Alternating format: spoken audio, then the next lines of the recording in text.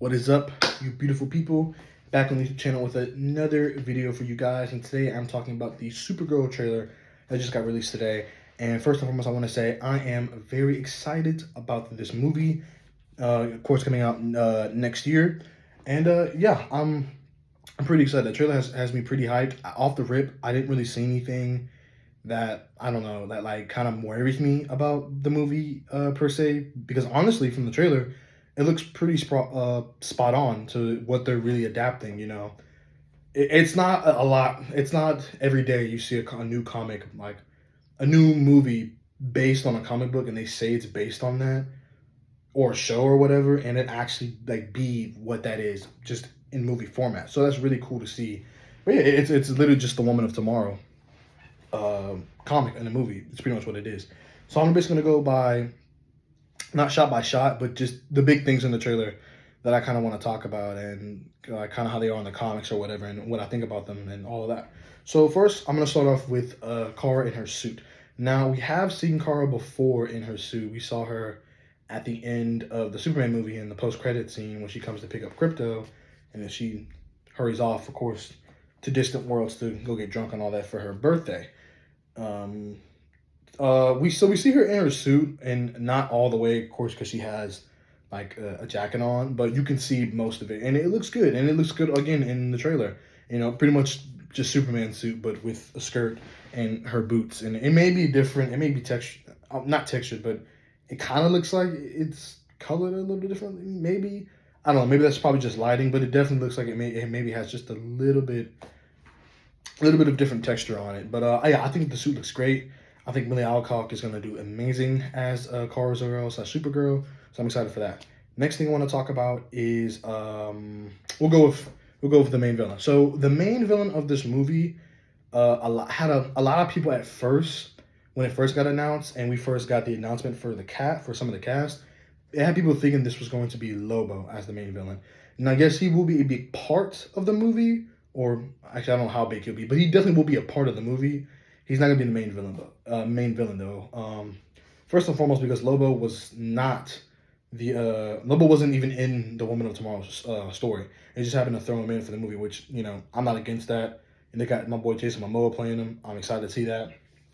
But yeah, and since this is based off the Woman of Tomorrow comic storyline, yeah, the main villain is going to be Krim of the Yellow Hills. Now, a quick rundown of who Krim the Yellow Hills is. So in the story, Supergirl is of course off partying on this distant world, getting drunk and all that, right? Long story short, she basically happens to be um, in a bar with the young character known as Ruth, or Ruthie, however you want to say it. And basically, Ruth comes up to her and asks her if she wants to, be a bounty hunter for her and hunt down, Krim of the Yellow Hills, and kill him for a bounty. Now, Krim of the Yellow Hills is I can't remember if he runs the planet or not runs the planet, but he has his own like pirate gang basically.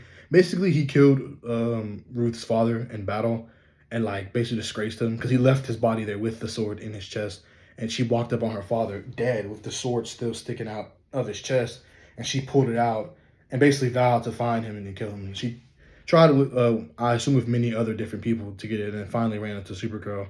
But I'm not gonna go into all that. Just try to like keep it contained, because just in case just in case if anyone wants to go read the comic before they watch the movie, or watch the movie first and then read the comic, I mean, by all means do so. So I don't want to get too much into it and all what happens and all that. But yeah, we do get to see Krim in the trailer. We see I forget who he's played by, but he looks good. I think he looks real good, and I think it's gonna be a cool main villain. So I'm excited to see him and all they do and how well they adapted, into the movie. The next thing I want to talk about that we see in the trailer is what's going on with Krypton in the DCU and Argo. Okay, so for those who don't know, Kara, of course, is from Krypton, right? Because she's Superman's cousin. Also, for people who did not know that, but she's not. She's from Argo City, and so basically, the whole thing is that Kara is actually older than Kal. They play it off, or not play it off, but the way in which that they left Krypton, Kara or not Kara, Kal left before her, but Kara is older than him because when Cal left, he got straight to Earth, pretty much no problems. But when they shot Kara off into space, I think she was maybe what, almost at a teenager stage. They shot her off, and in some variations, like she gets like thrown off course or gets stuck somewhere. So in some iterations, she gets stuck in the Phantom Zone. I believe, I think so. But it's there's different variations. But basically, she doesn't make it there like pretty much at the same amount of time, almost the same amount of time that he does. And so it basically just throws her off course. And, with the way, you age in space by space travel, it pretty much made her younger than him. So that's why she seems so young compared to him when we see them together as Superman and Supergirl. But basically, so yeah, so of course we all know Krypton blows up, or right before Krypton blows up, they send young baby Kal-El off to Earth.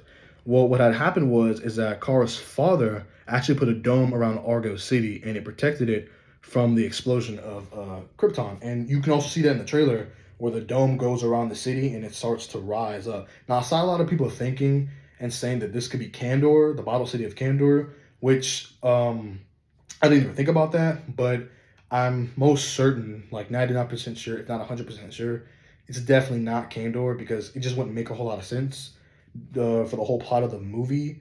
And you can also see like literally like the dome is coming from like one of the towers in the city. It's not coming from like the sky to insinuate it's Brainiac or something. So and then you also see, like I said, the city lifting off the planet. And so it gets shielded from the debris of Krypton when Krypton blows up. Now, the way in which Argo City survives is different in many variations. Sometimes they survive, like I said, for a little while. Sometimes they are captured by Brainiac. Sometimes they're left there, and then they send Kara off to go watch after Cal, and then she comes back and they're destroyed, or she comes back, they're still there. And there's just so many different things that happens. I'm not sure how they're gonna do it. And I can't remember exactly how they explain it to in the Woman of Tomorrow story, but that's basically the whole story of Kara and all of that, and how she basically gets to Earth and why Argo City is the way it is. The next thing I want to talk about is we also get to see our first look at Krypton, and I'm not gonna lie, at first I did not know that was Krypton. I thought it was supposed to be like, I don't know, I'm not gonna lie, Earth, until I saw the dome and I saw the city. Where I was like, oh shit, that's Krypton, that's Argo City. So I saw that and I was like, damn, I didn't know that at first. Probably just the way I was looking at it, but that's all that is going on with that. The next thing I want to talk about is there's a shot in the trailer where it looks like Crypto is pretty much dying. It's Kara looking at him all teary-eyed and Crypto's just kind of laying there and all that. This is probably like one of the things I'm going to spoil. No, Crypto does not die. And they're probably not going to kill him in the movie either. And I'll get to that in a minute. But basically in the comic, like the first issue of the run, when Kara's trying to, I guess I gotta spoil some of this too. Kara's trying to leave because she doesn't want to do the job for I don't know. I'm drawing a blank on her name. I'm always gonna blank on people's names. For the young girl for that for the young girl that gets her dad for the young girl with her dad that gets killed by Krim. Okay, there we go. Her name will pop back to me eventually. I'm thinking about so much stuff right now. It's like messing with my brain. But she's trying to leave, and as they're like talking and stuff, and she's going on a whole spiel about how Supergirl doesn't know how she feels about losing someone, and she talks about her dad was like her whole world. Her name is Ruth. There you go. It just popped the back of my head. Ruth is talking about all of that and how she doesn't know how it feels to lose someone like that because, like I said, her dad was her whole world. Krim shows up and shoots an arrow, and it shoots Kara. Then Crypto gets all defensive. Kara, that's his girl. He gets shot, but he doesn't die. He gets poisoned. He gets thrown off for a while to the side, but he's okay. He does not die. But that is the comic, though. But I just don't see them killing Crypto because why? Like, why would they do that? And especially the way that James talks about Crypto. I mean, Crypto is literally based off James Gunn's dog that he adopted. Like, I don't really see him doing that. And he knows how incensed that will make people if he kills off Crypto. And James don't seem like the type of dude. You know what I'm saying? So it's just no worries. Crypto's not dying. Like. And on my opinion, there shouldn't even be a thought in your mind that Crypto would die. But anyways, there's that. So I just wanted to get that out the way real quick. The next thing we'll talk about is Lobo. So we got our first look at Lobo, and one of the shots, it's him walking through this like big, I think it was like a big punch out in a doorway, and he walks through, and we can see the front light of his cigarette, and you can see like his jacket with some of the spikes on it, and you see some of like his like his Zarnian paint, or not Zarnian paint, but Zarnian face work on him on Jason Momoa. Yeah, man, it looks so good, bro. Even though we don't get to see it that well, but after the trailer came out, some people did lighten the images up, so we got to see that.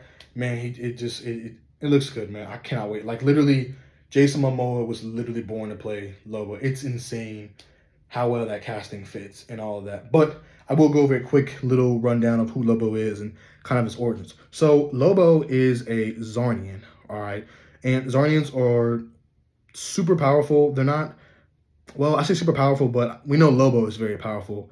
But they definitely are up there. I know Lobo is definitely on the par. He's on par with Big Soups over there, which is why they have so many run-ins and all that. But basically, the whole thing with Lobo and why the people always come up to him like always talk about how he's the last Zarnian or whatever is because he kind of is.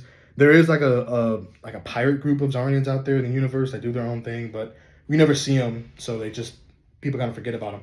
But basically, Lobo killed his entire species, like Itachi style, like slimed everybody out, and that was that. But he did it because, well, it was for a school project. But at the same time, he did it because Zarnians are the only thing that can kill other Zarnians. So with them gone, the dude's immortal, right? But he's also immortal too because this dude is not wanted by neither hell or heaven. So when he dies, no one wants him. So he's just ever living.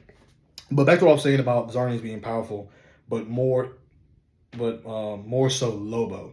Lobo is insanely powerful. Lobo is a hoss. Like it is insane. Like this dude goes toe to toe with Superman all the time. And with him being immortal, bro, it's just gonna come back. But Lobo is like he's the dude, bro. We love Lobo, and I hope we get to see his motorcycle, his space motorcycle movie. I definitely think we will because James posted the little sequence or the little scene of Lobo walking through the doorway, and in the caption it had like a police motorcycle. So I definitely think we will. But yeah, man, he looks great from what we've seen. It's insane how good the casting of Jason Momoa as Lobo. But yeah, man. So those are the pretty much the things I want to talk about from the teaser trailer. Let me know if I missed anything. I probably did because I was thinking about so much. I tend to do that here and there. And if I do miss anything, I'll probably just make a quick little Instagram video about it. But yeah, I just want to come on here and talk about my thoughts and, what I think, of this trailer and some of the stuff from the comics. And yeah, hope you guys enjoyed the video. See you later.